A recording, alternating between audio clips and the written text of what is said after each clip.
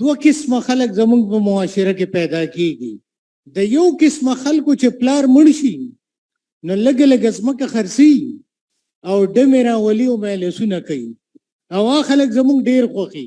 او دویم قسم خلک هغه چې هغوی په هغه ځمکه کې محنت کوي، په خپل هم خوري په نور هم خوري.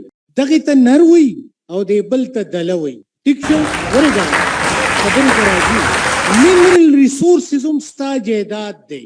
که چېرې موږ نران یو نو موږ به د پلاني زنده‌باد او د ډینګي زنده‌باد په ځای هغه قوم راپاسو او د حکومت ته به ووایو چې موږ له دلته د دې کارخانه جوړه کړه، نو پراډکټ به ترې موځي، روزګار به هم تا ته میلاویږي او انوایرمنټل هیزرډ به هم کنټرول کیږي. او د دې درته یو وړوکی مثال در کوم، خو اول دغې سړي ته دله ووایه چې کم دا منرل دقسې خرڅوي. دا د هغې هلک په شان دی چې هغه ځمکه خرڅوي، منرل هم چې خرڅوي دا دله دی. ټاک هایدروکسیلیټډ میګنیشیم سیلیکیټ دا زمونږ وطن کې بلا دی او په هایست پیورټي فارم کې دی. ګلوبلی وی هیو د بیسټ ټاک ان اور ریجن. هغې سره مونږ څه کوو ته خبرې؟ مونږ ته د مخ دپاره پوډر جوړو، ټایلکم پاوډر، او انټرنیشنلی دې سره څه کوي خبرې؟ وایرلیس telecommunication technology transformed from vacuum cavity resonators to solid state resonators by Richmire in 1939, and it led to the development of cell phone. The cell phone, the ground networking and signals, they are low frequency applications, and nowadays globally people are working on that material, magnesium silicate, for ultra high frequency application which cannot be accessed by ordinary telecom systems, right? So if we are scientifically sound, if this institution inculcates science and skills in my mind, and I understand the value of my mineral resources, then I will be able to force people to develop industry here. So this is the place, the seat where you are sitting, to equip you with the knowledge and the skill to transform your resources into products and economy. Da ba mungku munglaba isuk da bahara narazi.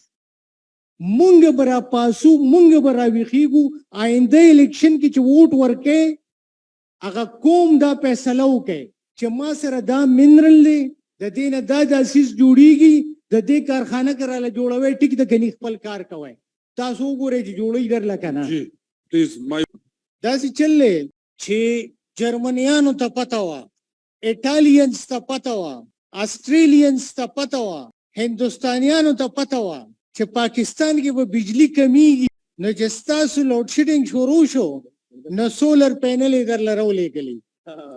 دا د حکومتونو دا خیال دی او د انپړه خلکو دا خیال دی چې ساینټیسټ به لیبارټرۍ ته ننوځي او واپس به په F-16 جاز کې روځي.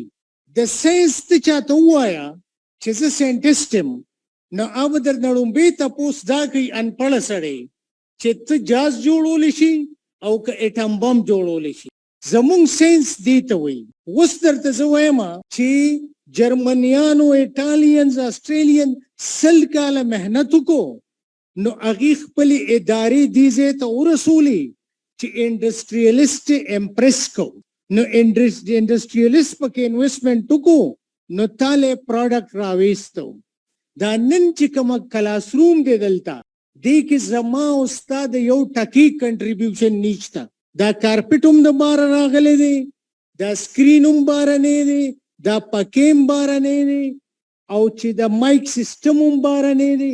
دا ټول پردي دي. دا دنیا زما دنیا نه ده، دا پردی ده او زما پکې صرف حق دا دی چې ایز غلام به پکې اوسم چې د هغې څه خوښوي عکسې به کوم.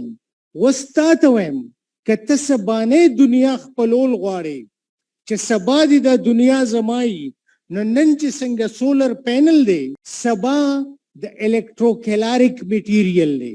Electrocaloric material means that you build a wall with a material whether the solar radiation falls and it cools down the wall and it will become an air conditioned wall. Kachare bal solar pe razi aga batala kamra garmai dit electrocaloric material way. Smart material means which can do more than 2 jobs at a time. Your eyes is smart material. When you look into sun, you close it. Looking into sun is one function, and then closing it is its smartness. So the future is of smart materials. If you can make smart materials in your laboratory, a talented student, a talented teacher can do it, and we are not doing it. So tomorrow we will be like this, and if we do it, then we will be the leader of tomorrow. समंदर यूसुफ जै से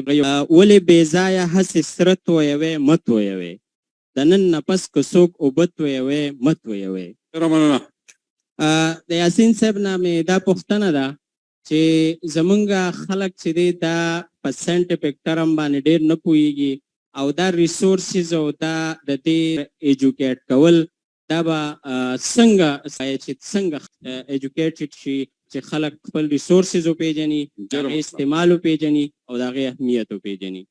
یو لایټر نوټ سره د جواب ورکوم چې موږ اکثر ځان ته سمندر وایو او د خولې کنګالو له اوبه راکرني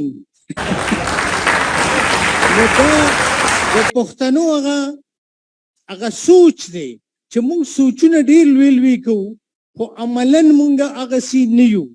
نو یوه خبره دا ده چې موږ به ځان عملي کوو چې هغه میدان ته موږ وځو او عملي توګه باندې خلکو ته وښیو. نو دا کتاب چې دی خورې کلالونه دا ما پښتو کې لیکلی دی په پښتو ژبه کې او دا تاسو چې کوم کوېسچن وکړو لکه ماحولیات موږ څنګه پښتنو ته وښیو. نو ما ورته د دې مثال دا ورکړی دی چې د یو سړي مخ ته موږ د پلاستیکو ګوتې واچو او کلکې بند کړو نو هغه موږ مړ کړو که نه. نو دقسې په ځمکه که موږ پلاستیک واچو د ځمکې ژوند خو دا دی چې هغه اوبه ابزارب کړي او موږ له ایز ا فلټر کار وکړي هغه ګنده اوبه پاکي او د ځمکې ویښته لړ شي موږ بیا پاکې اوبه راوباسو دغه ځمکه د اوبه واخلي او د هغې نه قسمه قسم بوټي زرغون کړي چې موږ پې پلاستیک واچو نو موږ پې هغه اوبه څښا ډنډ کړئ او څښا ډنډ چې دی هغه بیکټیریا پیدا کوي هغه ماشي پیدا کوي هغه نور ګنده څیزونه پیدا کوي. نو موږ خپله ځمکه ووجله او چې ځمکه دې ووجله نو تا به هم دا ځمکه وجني. دا د نیوټن لام ده او د خدای قانون هم دی چې تا ښېګړه وکړه په بدل کې به ښه مومي. چا چې پکې بوټي وکارو او اوبې ورکړې هغه ته به میوه میلاویږي او چا چې په پلاستیک واچو او د ځمکې ووجله د هغه انجام بدلوي. نو موږ له پکار دي چې خپل ځمکه نه وجنو خپل ماحول نه وجنو. سیمټي سړک د سیمټي سړک موږ مطالبې کوو په دې سیمټي سړک موږ د ګلوبل ټمپریچر هائی کوو. موږ اوس په هغه کورونو کې نشو اوسېدی نو زمیندار ته خو موږ دا ویلی شو که نه چې د ونه نی سوري نی د سیمټي کوري د اوسپنې دروازې هغې کې به ته ژوند څنګه کوې. دویمه پوښتنه مې ډاکټر یاسین صاحب نه ده د روجۍ ټوپۍ د روجۍ چاقو دا جوړیږي خو په دیر کې چې کوم دی نو ریسورسز نشته ان سمپل پیسه نشته پنډې موږ د چا نه رسکو چې موږ مخکې کار بوځو. ډاکټر غوزان نه خرابېږي هغه ډېره موده موږ ساتلی شو خو ټماټر څښا کېږي او انګریزانو په 1930 کې د هغې د پریزرویشن لپاره کارخانې جوړې کړې وې په یورپ کې په امریکا کې په جاپان کې ټول هغه پریزرved کینډ سبزه استعمالي او زمونږ صوبه کې چې څومره کېږي هغه ضایع کېږي. خو اباسین صاحب یو اخري خبره دې ته کومه، وسایل ستاسو دي، مټې ستاسو دي، برین ستاسو دی، چې پردي لی کوئ نو ځان لی ولې نه کوئ؟ په دې خبره سوچ وکئ. په یورپ کې ستاسو خلک مایګریټ شوي دی او تللی دی، د هغې مټې استعمالیږي، ستاسو ټیلنټ تللی دی، د هغې برین استعمالیږي، ستاسو منرل ستاسو سرویر له 15,000 روپۍ رشوت یو سړی ورکي او هغه بیسټ ریسورس درنه والي او چین ته، جاپان ته او امریکې ته یوسي. نو معدنیات هم ستاسو دي، ذهن هم ستاسو دی، مټې هم ستاسو دي، چې بل لی کوئ نو ځان لی ولې نه کوئ؟ په دې یو خبره سوچ.